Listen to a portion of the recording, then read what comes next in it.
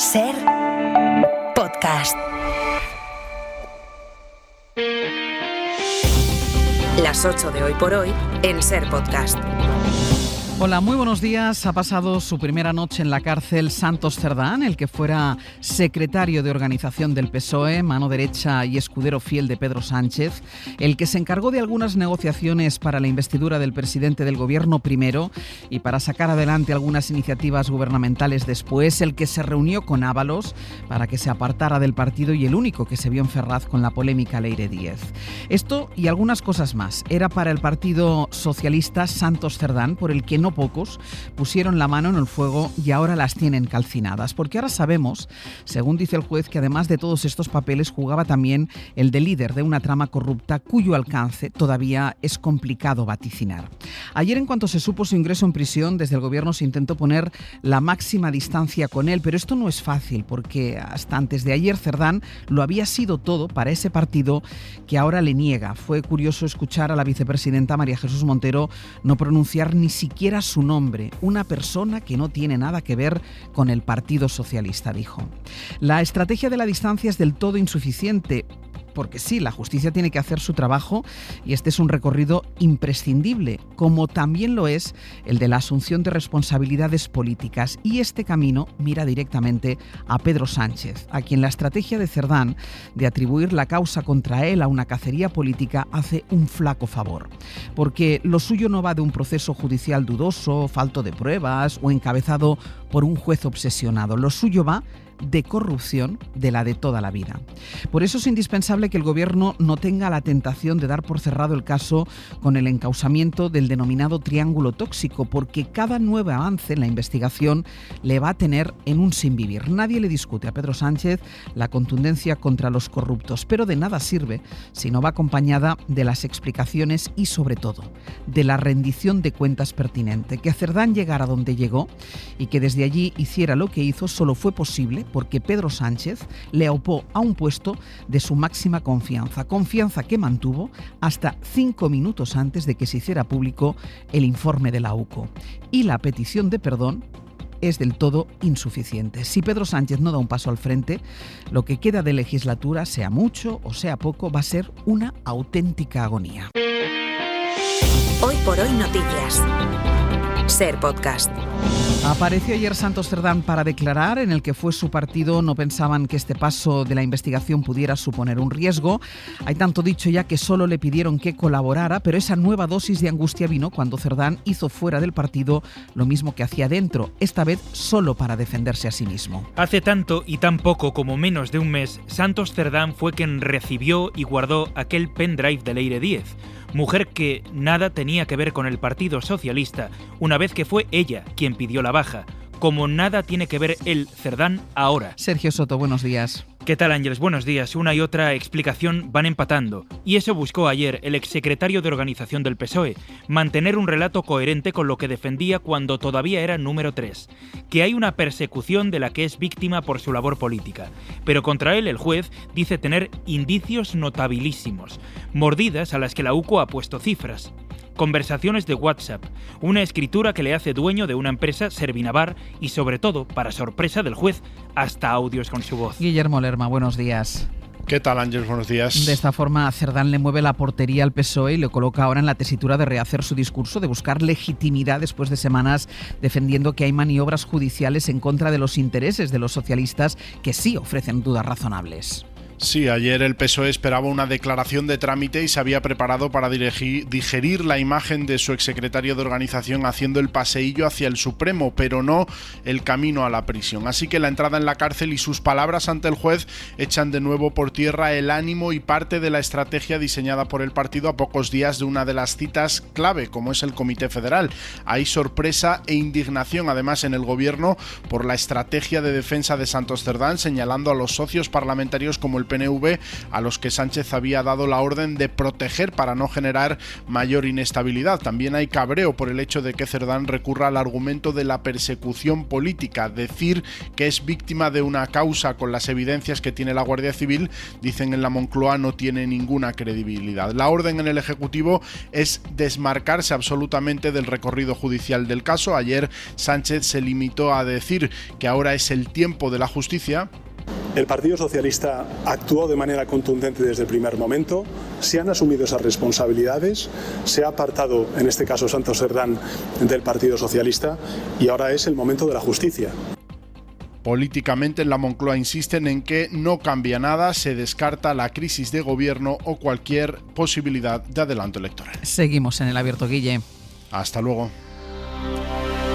De manera que la justicia no se cree lo que hace apenas unas semanas el PSOE sí creyó y fue incapaz de detectar, los agujeros de la versión de Santos Cerdán. Entonces no se habían hecho públicas todavía estas pruebas o indicios que aparecen en el auto del juez con un grado de convicción tal que habla de un conjunto homogéneo, extraordinario y consistente. Llega a decir el juez que, echando números, parece que hubo más dinero camino de alguna parte que por ahora no está localizado. 500 millones en adjudicaciones tuvieron que dar para más. Por eso apunta a otras personas físicas o jurídicas y expande la incertidumbre más lejos y por más tiempo. ¿Quién qué? ¿Quién cuánto? Si es que ocurrió y cómo. Miguel Ángel Campos, buenos días. Buenos días. ¿Qué dice el juez en ese auto del que Cerdán en su declaración negó todo? Que Santos Cerdán era el líder del entramado, quien decidía las obras a mañar, cobraba, repartía y gestionaba las comisiones, que lo era hasta tal punto que Ábalos y Koldo no pedían las mordidas a las empresas, sino a Santos Cerdán, por lo que Ábalos y Koldo probablemente no sabían quiénes eran los pagadores ni el alcance de la trama, solo Santos Cerdán, y esa es la clave para mandarle a prisión. Cerdán dispone de información decisiva sobre los corruptores y sobre otros corrompidos hasta ahora desconocidos, y si permanecía en libertad podía alterar o destruir esas pruebas. En este punto, el juez y el fiscal añaden una hipótesis fundamental que de momento solo es una intuición. Dudan de que las mordidas comprometidas hayan ascendido únicamente a 1 millón de euros cuando Acciona recibió obras por 537. Recalcan que si la empresa solo hubiese pagado el 1%, un precio exiguo para este tipo de amaños, las coimas ascenderían a 5 millones. ¿Dónde está el dinero si es así? El juez cree que solo Cerdán sabe qué personas físicas o jurídicas lo recibieron, aparte del mismo Ábalos y Koldo, y no le va a soltar a Ángels hasta tener avanzada esta investigación. Seguimos también en el abierto, Campos, hasta ahora. Hasta luego. La estrategia de Santos Cerdán no solo debilita al que fue su partido, también siembra dudas sobre los socios, porque él se presenta como un mártir de la política que llevó a Sánchez al gobierno, un negociador con partidos que paga ahora el precio. Y en esa declaración fue extendiendo las dudas. Dijo que gracias a que es amigo del dueño de Servinavar, la empresa de que la UCO cree que el propio Cerdán es dueño también, que gracias a él tuvo facilidades para acercarse a negociar con el PNV para la moción de censura que acabó con el gobierno de Rajoy. Los nacionalistas lo niegan, pero todo el bloque de socios está más que molesto. Ana Fernández Vila, buenos días. ¿Qué tal, Ángeles? Buenos días. Hay mucho enfado y mucha preocupación entre los socios por ese intento de Cerdán de usarles en su estrategia de defensa. Ninguno se plantea a día de hoy sumarse a una moción de censura del PP, pero todos son conscientes de que su posición se complica. Desde el PNV se apresuraron ayer a desvincularse del exsocialista. También desde Bildu recalcan que ellos siempre negocian con partidos, no con personas, y desde Esquerra Republicana guardan un calculado silencio mientras analizan una situación que todos admiten empeora por minutos por no saber qué puede ser lo próximo. Eso es lo que admiten en Sumar. No se plantean salir de la coalición, pero sí avisan de que este giro de guión cambia el escenario. Lara Hernández. Nos obliga, claro, a una reflexión, y con respecto a la decisión que se ha tomado, pues no podemos más que decir que caiga quien tenga que caer. Podemos es quien más eleva el tono. Se confirma, dicen, que el bipartidismo es corrupto y dan la legislatura por muerta, pero ni con esas unirían sus votos a la derecha, dicen. Pero el PP no acaba de rendirse. Vuelve a apelar a los socios, a los que pide apoyo y a la vez presiona. Miguel Tellado. Quien negoció los pactos que dieron lugar a esta investidura es quien hoy dormirá en Soto del Real. Desde luego una imagen dantesca, una imagen que nadie desearía para su país, y desde luego creo que ha llegado el momento de que Sánchez asuma cuál es su situación, la situación de su gobierno. Es el momento de dar explicaciones, dimitir, convocar elecciones y devolverle la palabra a los ciudadanos. De esto y nada más quería hablar el PP ayer, como ha querido hacer durante las últimas semanas y las próximas. Es posible que por eso, o por disimularlo, fue que comunicó un cambio importante en la cúpula del partido, casi de soslayo. Josué Coello, buenos días. Hola, Ángel, ¿qué tal? Buenos Porque días. Cuca Gamarra deja de ser secretaria general y lo dijo ella misma casi de salida en su propia rueda de prensa, una especie de, por cierto, lo dejo, aunque hace ya tiempo que se le daba por amortizada. Sí, aunque su salida estaba cantada desde hace tiempo y aunque se planteó como algo casi anecdótico, lo cierto es que la salida de Gamarra es la primera de las que se avecinan en la planta 9 de Génova. Cambios, en definitiva, que anuncian un PP que se impondrá el sector más duro del partido. Ese sector donde perfiles como el de Gamarra irán perdiendo peso en las decisiones de Feijóo. Perfiles que, según ella misma dijo, necesitan un relevo. Ahora toca otra etapa distinta. Y en este sentido, yo lo que le he planteado al presidente es la necesidad de un relevo, que toca relevo, que pido relevo y que en ese sentido le corresponde a él decidir quiénes son las personas más adecuadas y en qué sitio para abordar el futuro que tenemos por delante. Casadista que olvidó a Casado tras su caída, este relevo tan repetido ayer solo fue una manera de confirmar que Feijóo ahora quiere a su lado perfiles más duros con los que encarar un otoño caliente en lo político. Perfiles como el de Miguel Tellado, que es el favorito para ser el próximo secretario general del partido, o el de Esther Muñoz, al frente de la portavocía parlamentaria. Por ahora, Ángels, el de Gamarra, es un primer cambio que, aunque era un secreto a voces, da pistas del PP que está por venir. Josu, gracias. Hasta ahora. Hoy por hoy noticias. Ser Podcast. De la economía, lo fundamental era saber qué iba a hacer el BBVA después de que el gobierno hiciera públicas las condiciones con las que esperaba reducir sus ganas de comprar el Sabadell. La operación va a seguir adelante a pesar de que las entidades tengan que funcionar de manera independiente durante 3 años y ahora serán los accionistas del Sabadell los que decidan qué pasa. Jordi Fàbrega. El BBVA ha decidido seguir adelante, ha estudiado durante una semana las condiciones que el gobierno impone para autorizar la OPA sobre el Sabadell y las acepta. Así que además de los compromisos de no cerrar oficinas o de mantener las condiciones de crédito que le había impuesto inicialmente competencia, BBVA también acepta que, en caso de que la OPA sobre el Sabadell fructifique, se mantenga al Banco Catalán como entidad autónoma durante al menos 3 años. Así lo justificaba su presidente, Carlos Torres. A pesar de la condición impuesta por el Consejo de Ministros, el proyecto crea un enorme valor para los accionistas de ambas entidades. La unión representa una oportunidad única para construir uno de los bancos más competitivos e innovadores de Europa. Ahora la CNMV tendrá que aprobar el folleto con las condiciones de la oferta para permitir que en unas semanas los accionistas de Sabadell decidan si venden o no sus acciones al BBVA. El Sabadell, que por cierto sigue estudiando si vende o no en plena OPA su filial británica. En la cumbre de la ONU en Sevilla. Fue el presidente francés Macron quien nombró, sin nombrarle, al ausente del que en realidad se habla desde el primer día.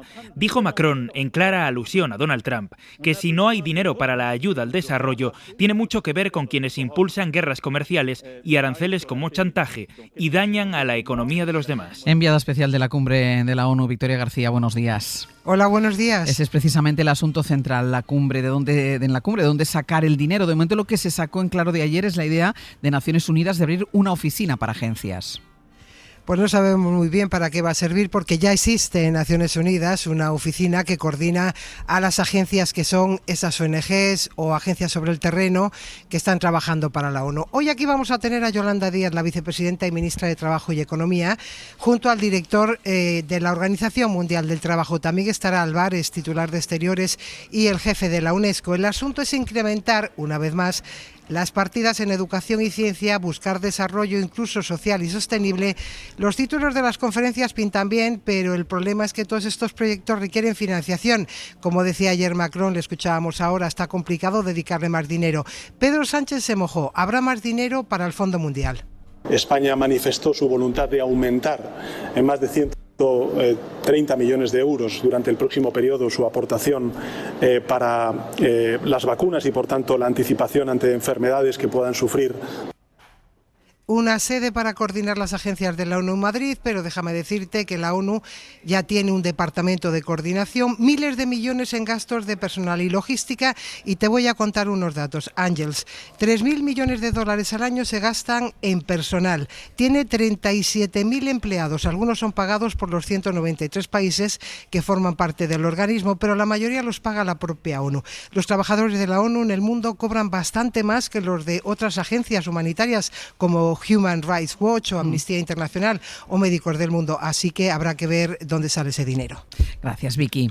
Un saludo. La guerra comercial precisamente vuelve a tocar cerca a Europa porque en una semana se termina el plazo de tregua que la Unión se dio con Estados Unidos para buscar un acuerdo. Por eso Bruselas busca un pacto después de que Trump mandara su última propuesta en plena cumbre del Consejo durante la cena. Hoy envía una delegación a Washington. El comisario de Comercio de la Unión se encuentra ya en la capital de los Estados Unidos. Corresponsal comunitario Enrique García Pozo, buenos días. ¿Qué tal? Buenos días. Sí, el comisario se une al equipo técnico que viajó ayer a Estados Unidos. Encima de la mesa, las dos partes están redactando los borradores concretos. Ya no están intercambiando documentos, confirmaba ayer el eslovaco, porque el tiempo apremia y el 9 de julio expira el plazo para llegar a un acuerdo que evite los aranceles del 50%. Todas las capitales quieren un acuerdo y Berlín presiona para que sea rápido, aunque imperfecto.